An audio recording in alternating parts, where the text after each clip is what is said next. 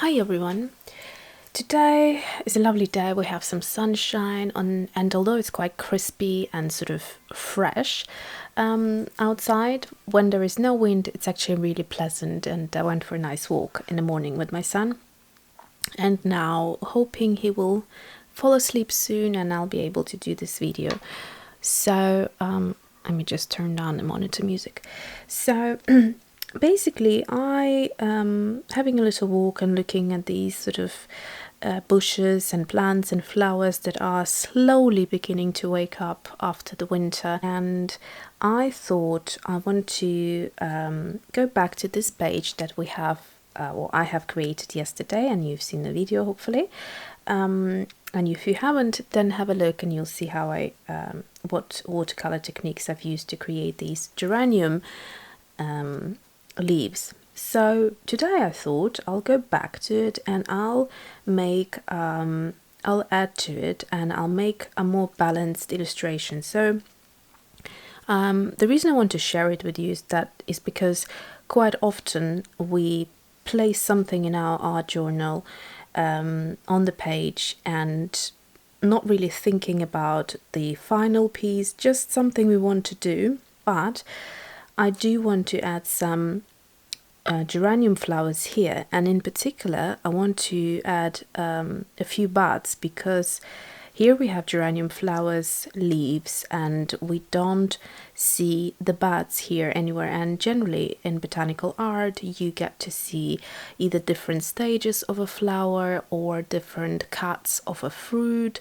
I have made it a little bit difficult for myself here because like I said, I didn't think that I would want to continue anything with this, and so I started off right in the middle of the page, which means it will be quite difficult for me to figure out where to place the flowers or the buds. So I have some space at the top of the page.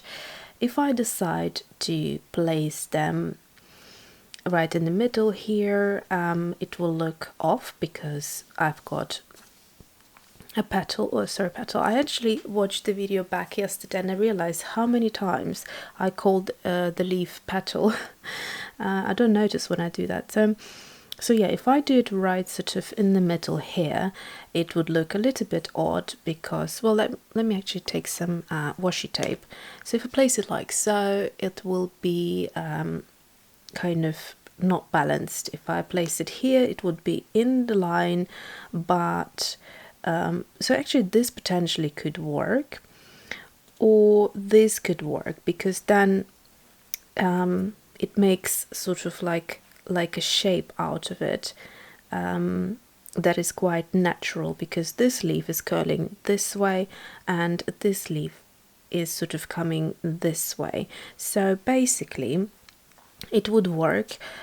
Here it would be a bit difficult because then I have this white space leaving here, and the trunk of the blooms would be kind of just going through this white space, and for me I don't think I will like the look of it. And obviously if you place it here, then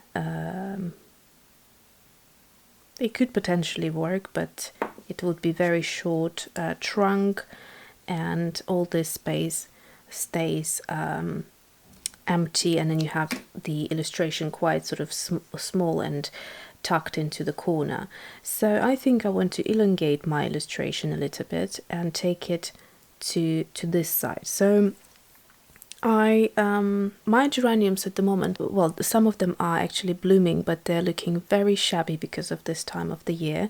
So I googled some images, and again, I'm not going to exactly copy a photograph. I'm just looking at flowers and buds just to remind myself. And the thing that I wanted to say about buds, they're actually very pretty, and it's quite often something we neglect when we think about geraniums. It's always the fully open flowers that come to mind, but the buds look so pretty. Go and Google the images and you will you might be surprised because they, when they're just about to open, they look like little rose buds, very, very pretty, especially those that are very vibrant. So I am now going to probably speed the next part up because that's going to be the decision making, which might take me a while, and draw out the blooming part of it. So let's do this.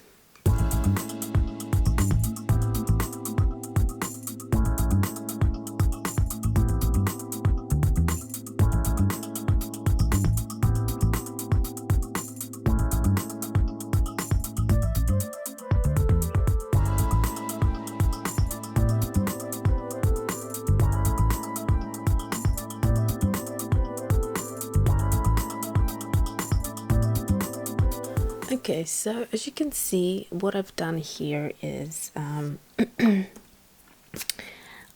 decided to hide the trunk behind the leaf and then kind of have this overlapping of the stems a little bit, and so I think that looks interesting to me.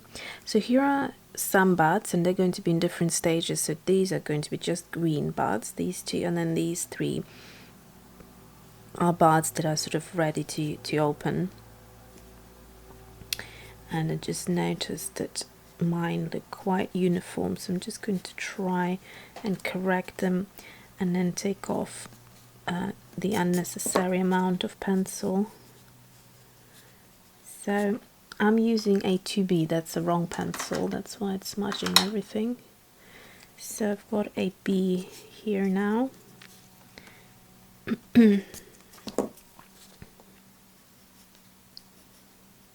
It's softer and it will erase nicer as well. So I'll leave it at that. So these three geranium flowers, they're quite suggestive, especially these two on the side. So it's really just a bunch of petals that I will draw out, and I think I might just go in and do like another petal here. It might not make much sense at this point, but in the photograph it actually looks exactly sort of like a chaos of petals, because you can't really see every single one sometimes, so they're just overlapping a little bit, and you can add or subtract the petals if you want. Okay, so I've got a nice variation here. One flower looking straight at me, one to the side, and one kind of haphazardly placed with okay. Good news, I can see on the monitor that Mason has fallen asleep, so that means we have some time to do this illustration. So I picked a small brush, so I'm going to use the Princeton round brush number 3. This is from the Heritage line, and it's a synthetic sable, so it's meant to, it's 100% synthetic brush that's meant to replicate a sable brush. So a size 3 purely because I'm going to have some smaller buds here that I want to work on. Okay, so I'm going to use Sennelier watercolors again, purely because I've done these two leaves in Sennelier using the Botanical Watercolour set, and so I want to continue. Now I picked a red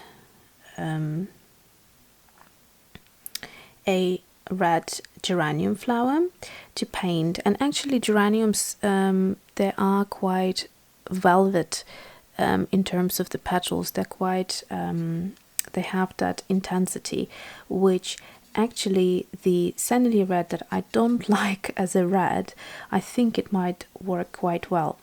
But having said that, I actually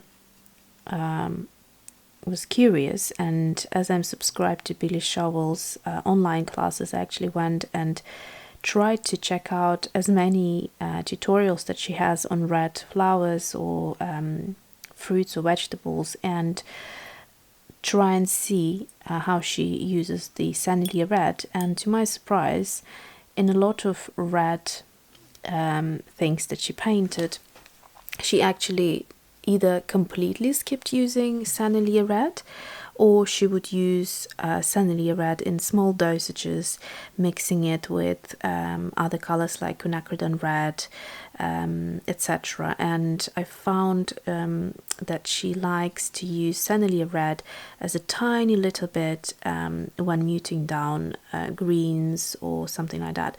So it was interesting to me to see that she doesn't seem to be using this color very often at all.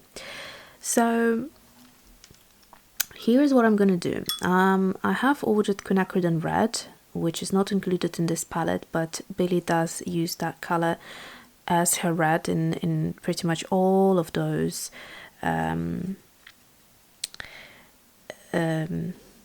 tutorials that I watched. And so it's not there yet, but I'm going to try and mix up something nice here. So I'm going to go into Helios Purple, which is a very vibrant color. I'm going to create a little paddle over here, like so. And this color is completely transparent, but adding this red to it will bring it to a nice sort of color. So I think I'm quite happy with how this looks. So color wise, it's quite similar to quinacridone pink, really. Oh, quinacridone red rather, sorry.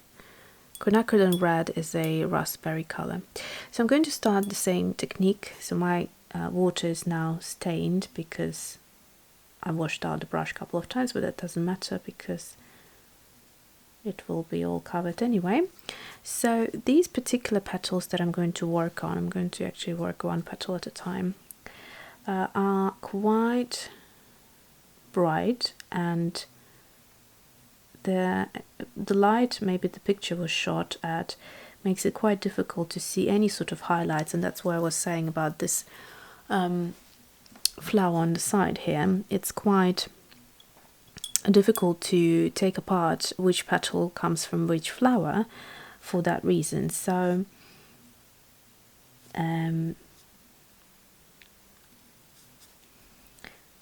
I will try and make it as red as I can. By the way, this paper is, if you've seen yesterday's video, you'll know that that's the Stillman and Burn paper. Sketchbook.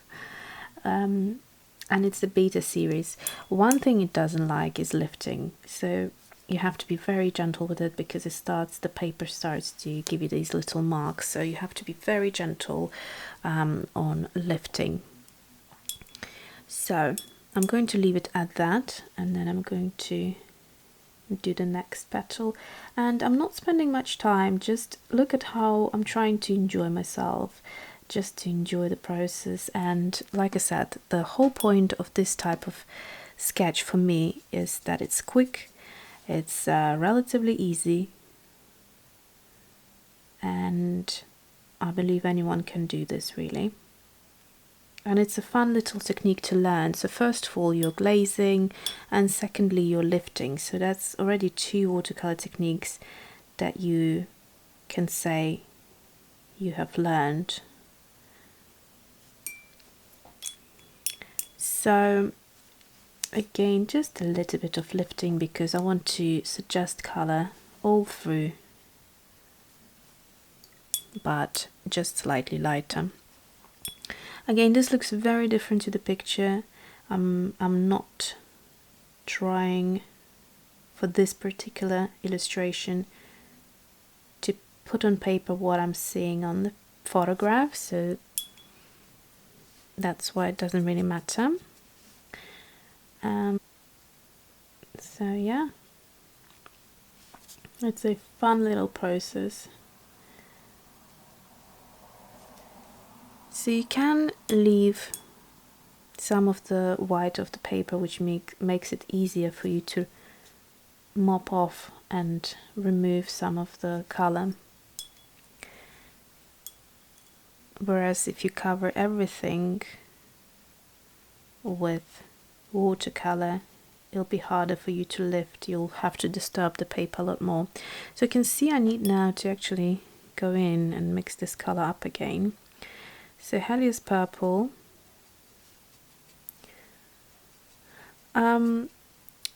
This is my sort of personal kind of opinion, or what I experienced rather, using Sennelier. I find that I go through them a lot faster than any of my other watercolors. I don't know why. I'm squeezing out the watercolors constantly, the tubes, yeah, I generally, if I squeeze out a color, that bit would last me for so long. But with Sennelier, I find that I keep on going for more and more, which is a little bit strange because so many people say that Sennelier is super vibrant and you need so little of it, and maybe, you know, just using it in different ways, I guess. But yeah, that's something I have noticed. Also because with Sennelier you end up doing quite a few layers to get to the desired color effect, so maybe that's why you get through the watercolor a lot faster. Okay, so this one came out much more intense, and the reason being this petal I'm talking about, and the reason is that it was the glaze of the water that I've done was already drying, which means that basically when I applied the watercolor it was going in as the watercolor rather than mixing with the water. So I'm leaving a tiny little gap right here between the two petals, because if I wouldn't, it would just blend in a little bit. And for this type of this technique wouldn't work with everything, but with this type of illustration it does. So as you can see, that's my first leaf. So I think you got the idea of how I'm mixing the colors. I'm going to do exactly the same thing, but I'm going to now zoom in for you so you can actually see. Maybe I can actually move my palette slightly up so you can still see what I'm doing here. So you can see it's a lovely color. It's not really a red actually. I wanted it to be a little bit more red, but it didn't come out. I can try it on the other one, on the next one. There is no watercolor police that will arrest me for it. I actually quite like this style, you know, when you're painting a flower or a leaf, and then you use sort of different tones of green. It's still green, but it's sort of like mixing it up a little bit, sort of more of a modern way of doing watercolor, I guess. So okay, I've done this now in this corner here, so I'm going to try and see what I can do it a little bit more redder next time. So this looks redder. Okay, let's do this flower on the side right here.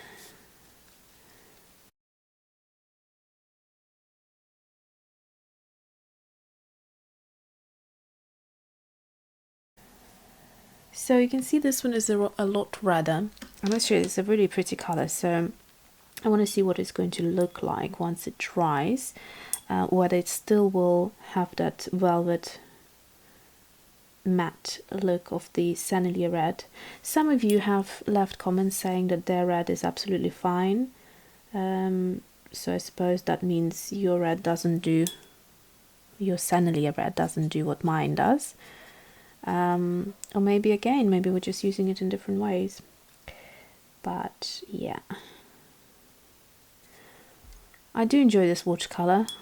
Definitely am going to keep it. There is no need for me to give it away or anything like that. It's a nice watercolor. It's quite different, and like I said many times, you have to be patient to get to know it. But if you do want to invest your time into it, I think it's a good watercolor. There is something about it that makes you feel like you're learning. It kind of forces you to learn and spend more time. So for that matter, I'm quite happy. because quite often you just really want to be able to learn something quick, and then you just end up skipping the, you know, the beginner step that you need to know in order to progress with your watercolor skills. And then, so if you don't do that, you end up kind of being stuck at one level and really hard to move on. So I found that after investing some time to learn how to use these watercolors, and particularly taking Billy Shovel's online classes for botanical art, I felt that I have learned a lot and really improved my watercolor skills. Okay, so this one is done.